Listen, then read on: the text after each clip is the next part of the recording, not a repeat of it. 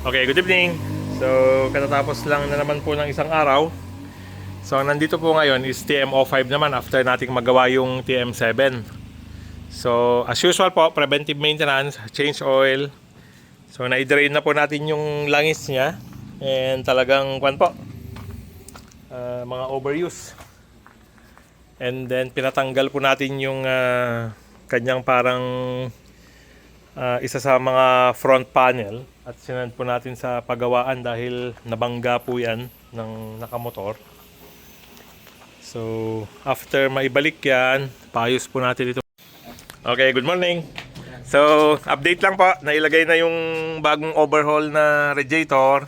Tinanggal yung compressor ng aircon at hindi na po natin kailangan. And then nag-modify po tayo ng radiator reservoir. So dito na po siya nakalagay sa likod. Papunta po doon. Ayan. Okay. So, napalitan din po ng bago yung hose niya. Oo, mati sir, radiklam lang. Yung ibabangay, daan. Kung sir yung napipintas talaga kita sir. Nabintas pa. Okay, belt, okay, amen. Oo, sir. Ito po, yung water hose dito, bago rin po ito at luma na yung may sign of wear na yung dati. Okay? So, na-change oil na po. Ang gagawin natin is initial start. Para po mates. Okay? Okay, Nag?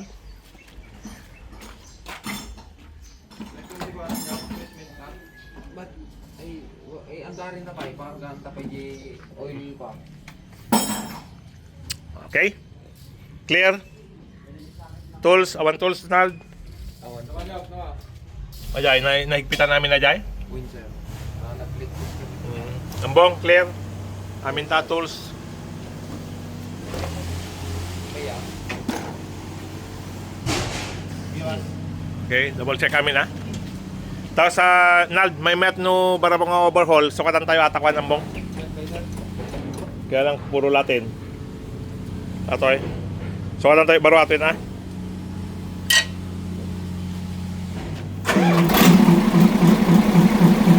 One click.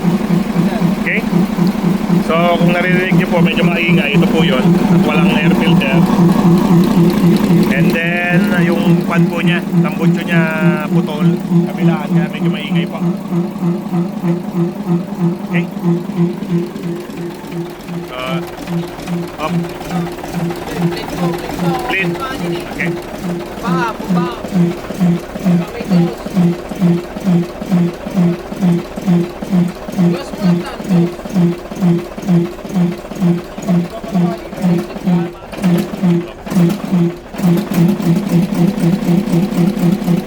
So, hindi po na-bleed. Kaya One click. nagkaroon ng Matanay, ilo katamata na. fuel deprivation. Kaya namatay po yung makina. Okay? Okay, so next po, itong mga side guards, gumagawa po tayo ng bago fabrication. So sa mga gusto pong mapapabricate ng side guards or any other welding works, so pwede po tayong gumawa rito. Yan po yung mga pinagpalitan dito po. Okay. So ito po, fabrication ng Lukatan na lang. maganda po rito, nakikita natin itong reservoir, so madaling makita. Bago sumampa, nakikita natin kagad. Tapos mga Moises, mabalintang pakuhay na giti natitirad na. Grinder lang pabilog ta no, baka lang damay tugtog ka nasasakit no kanto-kanto. Pati nga pababa, guyo ito mati bitpam. Pati nga sa balik klase na ata. Okay? So yung kanyang front panel po natanggal na rin at pinadala natin sa latero para ma-repaint at maayos yung mga UP niya. Ito po, okay na yung isang side guard. Itong taas may sira konti pero relatively okay pa naman po, so no need pa. Okay? Ito po yung tambutso for repair. Mga mulye, okay naman. So update ko po kayo sa next na gagawin. Salamat po! Okay, so update lang po sa Temo 5. Nung tinatry nilang mag-prime, sira na po itong PT pump. So papalitan natin. And ito po, wala po siyang repair kit. Hindi ko alam, hindi pa po tayo na nag-repair. Pero kasi hindi naman po ganun kamahalan yan. So mas magandang palitan na lang po ng bago kasi nakukan din. Pakita man di ko ano. Yun po kasi yung kahit palitan natin ng o-ring, nagagasgas yung loob. Pero i-try tayo lang ata. Baka lang dati mahalata yung repair kit na niya. Wala ka nga pero o-ring lang. Basit ato siya. Okay. Pero may nagbasit. So parang kwan lang. Parang for experiment. Pero ang gagawin po muna natin, kukunin muna natin yung PT pump ng number 8. Yeah? Para matest lang na perde. Kasi kwan naman po ito, universal ato yun. Universal po ito sa mga truck. Okay? So para lang mapandar na natin, kunin lang muna yung number 8, then palit para matesting. Okay? So update ko po kayo ulit. Ito po, madalas na sisira ito, kaya maganda lang na meron tayo lagi sa stock nito. Lalo sa mga nagbibiyahe ng malayuan. Kasi baka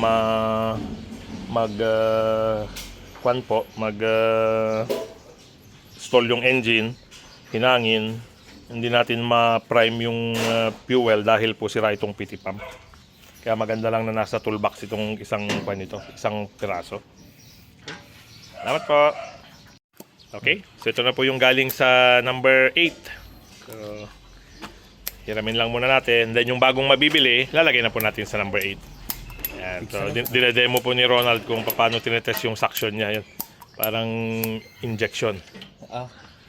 Na nagkukan ng... Yun po yung isang pang-test. Di ba dati ko ano dito nagata? Nabatit taon eh. Kita nyo na okay Okay. So sa Hino po maganda kasi nasa labas. Ang ito pong Mitsubishi nandun sa loob kaya yung access po ang kwan natin, sasagayin lang. Okay. Salamat po.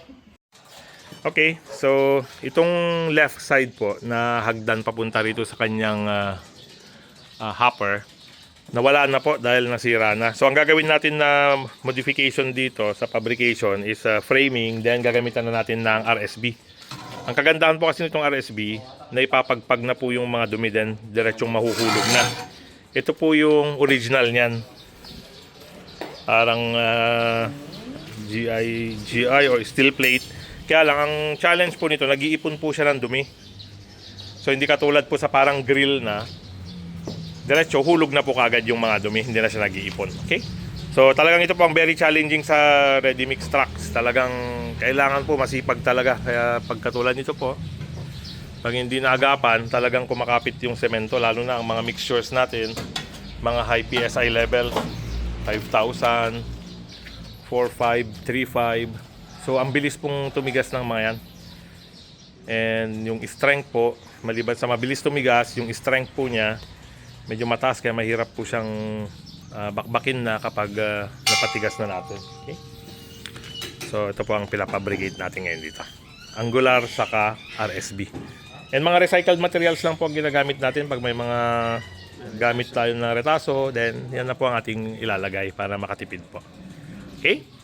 Salamat po!